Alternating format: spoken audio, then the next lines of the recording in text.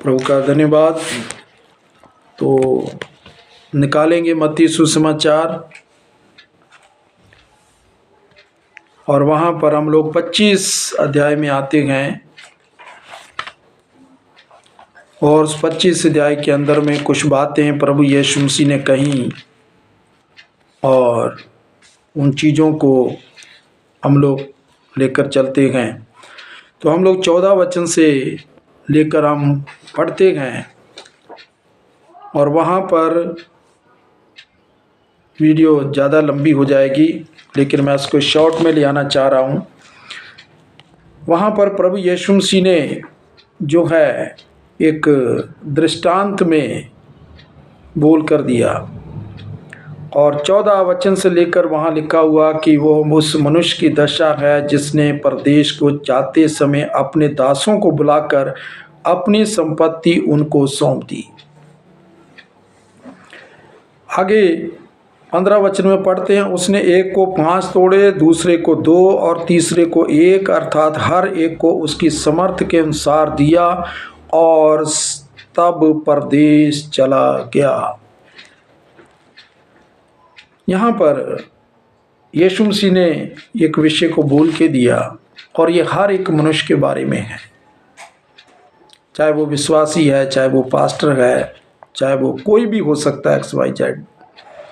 यहाँ पर इस विषयों को अगर हम ध्यान करते गए तो 3 लोगों को उसने चुना और चुन कर क्या कर दिया,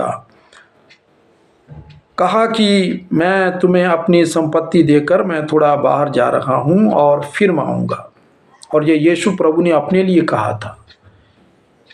कुछ लोगों को उसने 5 तोड़े दिए, कुछ को हम यहाँ पर जो पढ़ रहे हैं 16 वचन के अनुसार, तब जिसको 5 तोड़े मिले थे और उसने क्या कर दिया था, उससे लेन देन किया। तो 15 वचन बोलता है, एक को उसने 5 तोड़े दिए, एक को 2 दिए और एक को 1 ही दिया। और जब इनको दिया, उनको बोला कि ये तुम्हें मैं देकर जा रहा हूँ। टैलेंट, तोड़े को इंग्लिश में टैलेंट बोला है, या इसको एक योग्यता बोल के दी गई है कि एक योग्यता, जहाँ किसी इंसान को ये गिफ्ट या वरदान दिए हैं और वो दिया। अब जब इनको दिया तो इन्होंने क्या किया, क्या करना था इनको। 5 वाले ने 10 कर दिए और जिसको 2 मिले थे 17 वचन में, उसने 2 और कमा दिए। कहने का मतलब उसको डबल कर दिए। 5 वाले ने 10, 2 वाले ने 4। परंतु जिसको 1 मिला था 18 वचन में, उसने जाकर मिट्टी खोदी और अपने स्वामी के रुपए छिपा दिए। जो उसको गिफ्ट दिया था वो उसने छिपा दिया। और जब वो छिपाने के बाद में फिर कुछ समय के बाद में क्या होता है, स्वामी जो है आता है। 19 वचन के अंदर लिखा है, बहुत दिनों के बाद उन दासों का स्वामी आकर उनसे लेखा लेने लगा। और जब लेखा लेने लगा तो उसने क्या देखा कि जिसको 5 तोड़े मिले थे, उसने 5 तोड़े और लाकर कहा, हे स्वामी, तूने मुझे 5 तोड़े सौंपे थे, देख मैंने 5 तोड़े और कमाए हैं। उसके स्वामी ने उससे कहा, धन्य हे अच्छे और विश्वास योग्य दास, तू थोड़े में विश्वास योग्य रहा, मैं तुझे बहुत वस्तुओं का अधिकारी बनाऊंगा, अपने स्वामी के आनंद में सहभागी हो। 22 वचन, और जिसको 2 तोड़े मिले थे, उसने भी आकर कहा, हे स्वामी, तूने मुझे 2 तोड़े सौंपे थे, देख मैंने 2 तोड़े और कमाए। उसके स्वामी ने उससे कहा, धन्य हे अच्छे और विश्वास योग्य दास, तू थोड़े में विश्वास योग्य रहा, मैं तुझे बहुत वस्तुओं का अधिकारी बनाऊंगा, अपने स्वामी के आनंद में सहभागी हो।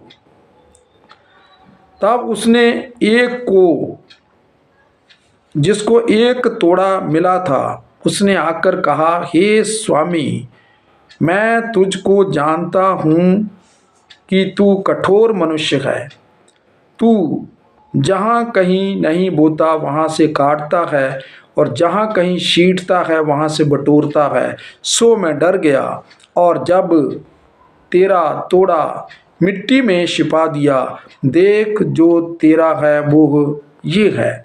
उसके स्वामी ने उससे उत्तर दिया कि हे दुष्ट और आलसी दास, जब यह तू जानता था कि मैंने नहीं बोया, जहाँ मैंने नहीं बोया वहाँ से काटता हूँ, और जहाँ मैंने नहीं छीटा वहाँ से बटोरता हूँ, तो तुझे चाहिए था कि मेरा रुपया सराफों को दे देता, तब मैं आकर अपना धन ब्याज समेत ले लेता। इसलिए वो तोड़ा उससे ले लो, और जिसके पास 10 तोड़े हैं उसको दे दो, क्योंकि जिस व्यक्ति के पास है उसे और दिया जाएगा, और उसके पास बहुत हो जाएगा, परंतु जिसके पास नहीं है उससे वो भी जो उसके पास है ले लिया जाएगा। और इस निकम्मे दास को बाहर के अंधेरे में डाल दो, जहाँ रोना और दांत पीसना होगा।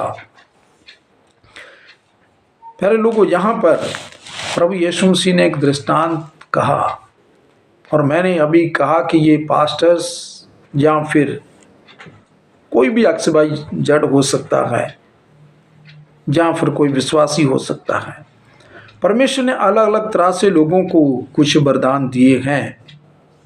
हम सब जानते हैं, इसको हम सब ने पढ़ा होगा पहले, लेकिन आज प्रभु कुछ इस तरह से बात करना चाह रहा है। मैं लूका सुसमाचार में अभी इसको इसी के साथ कुछ जुड़ी हुई वचन एक पढ़ लेता हूँ। जब 12 और उसके 48 वचन को हम लोग पढ़ेंगे, 12 का 48 वचन के अंदर में लिखा हुआ है, परंतु जो नहीं जानकर मार खाने के योग्य काम करे वो थोड़ी मार खाएगा। इसलिए जिसे बहुत दिया गया है उससे बहुत मांगा जाएगा, और जिसे बहुत सौंपा गया है उससे बहुत मांगेंगे भी। अगर हम लोग इस संसार के अंदर हैं, प्रभु यीशु मसीह ने जगह जगह बहुत सारी इस तरह की बातें लोगों से की, और हम लोग रविवार का दिन है, हम प्रभु के सामने आए हैं, और शुरू से मेरे मन के अंदर में प्रभु ने एक बात डाली कि अपने आप को तुम लोग क्या करो, प्रभु के वचनों से सवारो, प्रभु के वरदानों से सवारो, अपने जीवन को प्रभु की आशीषों से सवारो, अपने जीवन को प्रभु के आनंद से सवारो, अपने जीवन को उसका जो दिया हुआ उद्धार है, उसने हमारे पाप क्षमा किए हैं, उस पवित्रता के साथ में अपने आप को सवारो। ये वचन के अंदर में बहुत जगह ये बातें लिखी हैं कि पवित्रता से शोभायमान होकर तुम परमेश्वर की आराधना करो। प्यारे लोगों, जिसको बहुत दिया गया है उससे बहुत लिया भी जाएगा। ये कौन सी ऐसी बात कही? ये प्रभु ने ये बात कही है। देखो, अगर मुझे और आपको पूरी समझ दे दी गई है, अच्छी तरह से मुझे और आपको भले और बुरे का ज्ञान हो गया है कि भला क्या है और बुरा क्या है। अगर इन सारी बातों के बारे में हम जान चुके हैं, और जानकर अगर हम इसको मल्टीप्लाई नहीं करते हैं, कहने का मतलब इस चीज़ को अपनी लाइफ में नहीं बढ़ाते हैं। ये नहीं है कि हम लोग क्या करें, सेवा ही करते रहें, लोग ही आते रहें, लेकिन अपने जीवन को ना देखें। हमें अपने जीवन को देखना बहुत ज़रूरी है। हमें अपने आप को मल्टीप्लाई करना बहुत ज़रूरी है।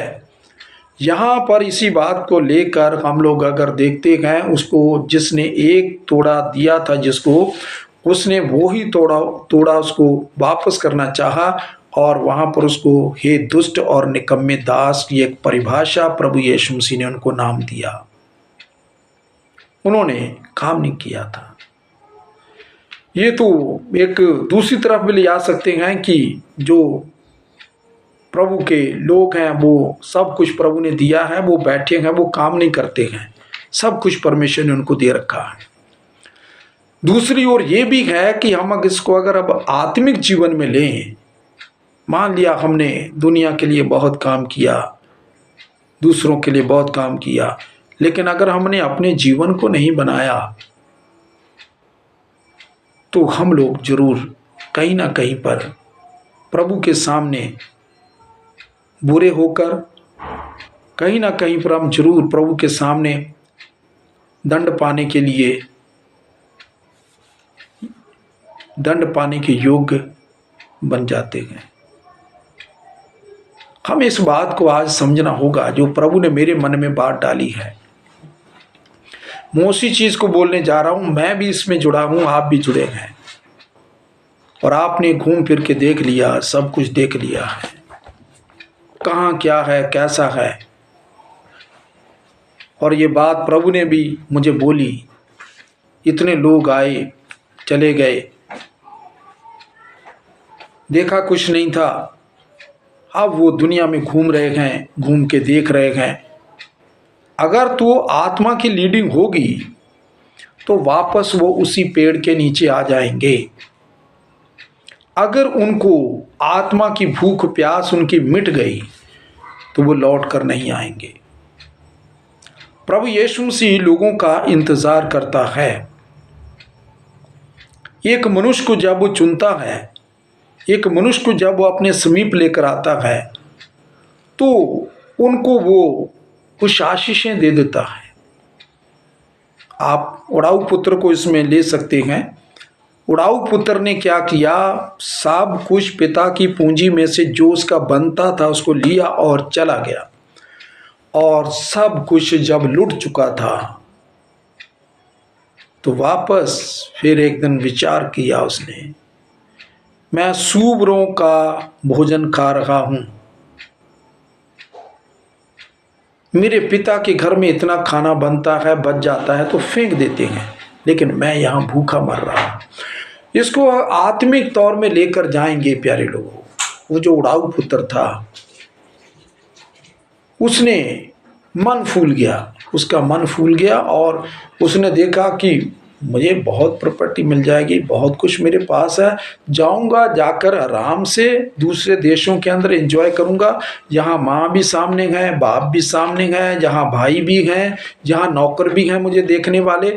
तो मैं चाहता हूं कि ये कोई मत मुझे देखे, मैं अकेले जाऊंगा, एंजॉय करूंगा, बहुत धन दौलत है। लेकिन वहां क्या हुआ, कुछ ही दिन बीते थे, सारी संपत्ति खत्म हो गई थी उसकी, और अंत में उस देश में अकाल पड़ता है। ना कोई काम था वहां कि कहीं काम कर ले, जिनके पास जो था उन्होंने उसको रखा हुआ था और वो उसी को खा रहे थे, और वो अपनी संपत्ति सब कुछ खो चुका था, और अंत में सूअर चराने के लिए सिर्फ खाने के ऊपर उसको रखा गया था कि तू ये सिर्फ खाने के लिए भोजन मिलेगा, बाकी पैसा कोई नहीं मिलेगा। इस बातों को लूका सुसमाचार के अंदर में जब हम जाएंगे तो आप इस अध्याय को पढ़ लीजिएगा घर में। 15 अध्याय के अंदर में ये बातें जो हैं बोल के दी गई हैं कि 11 वचन से है ये जो मैं आपको बता रहा हूँ। लूका सुसमाचार 15 का 11 वचन से। और फिर जब उस हुआ ऐसा तो फिर वो भूखे मरने लगा। एक दिन क्या कर दिया, अचानक उसको ध्यान आता है कि मैं वापस लौट कर जाऊंगा। जब फिर वो वापस लौट कर आता है तो क्या होता है, परमेश्वर ने उसको सिखाने के लिए एक ऐसी जगह में डाल दिया था कि सीख। परमेश्वर को मालूम था मैं उसको वापस फिर से सब कुछ दे दूंगा, वापस ये आ जाएगा मेरे पास, मैं दे दूंगा। मैं एक दो वचन इसमें से पढ़ लेता हूँ। यहाँ पर जब वो वापस आने के लिए अपना मन बनाता है और मन बनाकर वो कहता है कि मैं वापस जाऊंगा और अपने पिता से कहूँगा कि मैंने तेरे विरोध में और स्वर्ग के विरोध में बहुत बड़ा पाप किया है 18 वचन के अंदर में ये बात बोल के दी गई है। और ऊपर लिखा हुआ है कि मैं यहाँ भूखा मर रहा हूँ, मैं अपने पिता के वहाँ जाऊँगा और मैं उसको कहूँगा कि मुझे एक नौकर की नाई अपने घर में रख ले, क्योंकि अपनी संपत्ति तो लेके जा चुका था, अब कुछ भी नहीं था उसके पास में। इसलिए इस बात को ध्यान के अंदर में रखते हुए प्यारे लोगों, हमारी जो बात आज चल रही है, परमेश्वर ने उस व्यक्ति को बहुत कुछ दिया था, लेकिन उसने मल्टीप्लाई नहीं किया, उसने उसको ठीक से इस्तेमाल नहीं किया। तो फिर क्या हुआ, एक दिन वो सब कुछ खो चुका था, लेकिन फिर से वो जब वापस आता है, उसका पिता इस इंतज़ार में था, किस इंतज़ार में था कि ये एक ना एक दिन जरूर लौट कर आएगा। और हम उसको क्या करते हैं, 20 वचन के अंदर में पढ़ते हैं, तब वो उठकर अपने पिता के पास चला। वो दूर ही था कि उसके पिता ने उसे देखकर तरस खाया और दौड़कर उसे गले लगाया और बहुत चूमा। पुत्र ने उससे कहा, पिताजी, मैंने स्वर्ग के विरोध में और तेरी दृष्टि में पाप किया है, और अब इस योग्य नहीं कि मैं तेरा पुत्र कहलाऊं। परंतु पिता ने अपने दासों से कहा, झट से अच्छे वस्त्र निकाल कर उसे पहनाओ और उसके हाथ में अंगूठी और उसके पांवों में जूतियां पहना दो। परमेश्वर इंतजार कर रहा है लोगों का, यीशु मसीह इंतजार कर रहा है लोगों का। बहुत सारे लोगों को उसने आशीष करता है, और जब वो आशीष देता है, इंसान खुद उसको आशीषों को ख़त्म कर देते हैं, और जब खुद कर आशीषों को ख़त्म करने देते हैं, यहाँ पर एक बात को ले लेंगे, हमारे पास से जब वचन निकल जाएगा, हम भूखे हो जाएंगे। यीशु प्रभु ने इसी बात के बारे में कहा था, यूहन्ना सुसमाचार 6 अध्याय में उसने कहा कि जो कोई मेरे पास में आएगा वो कभी भूखा नहीं रहेगा, वो कभी प्यासा नहीं रहेगा। प्रभु यीशु मसीह संसार के अंदर मेरी और आपकी आत्मा की भूख और प्यास बुझाने आए। जब आत्मा की भूख और प्यास बुझा देते हैं, और उसके साथ में मेरे और आपके पास में बहुत सारी आशीषें भी आ जाती हैं। इस बात को मुझे और आपको परमेश्वर के धन्यवादी बनना है कि उसने मुझे और आपको आशीष किया, मेरे और आपके जीवन में काम किए, मुझे और आपको जो है बहुतायत से आशीष कर रखा है। आत्मा के अंदर उसने मुझे और आपको बहुत सारी आशीषें दी हैं, और हमें पवित्र आत्मा से भरा है। इसलिए वहाँ पर कहा गया है, जो तू थोड़े से थोड़े में विश्वास योग्य बना रहा। 5 वाले को भी यही बात बोली, और जिसको 2 तोड़े दिए थे, टैलेंट दिए थे, उसको भी यही बोला, तू थोड़े से थोड़े में धनी बना रहा। क्यों प्रभु यीशु मसीह ने ऐसा कहा? अगर मैं और आपको प्रभु ने आशीष किया है, इन आशीषों को मुझे और आपको संभालना भी है, और वो आशीषें तभी संभलने पाएंगी।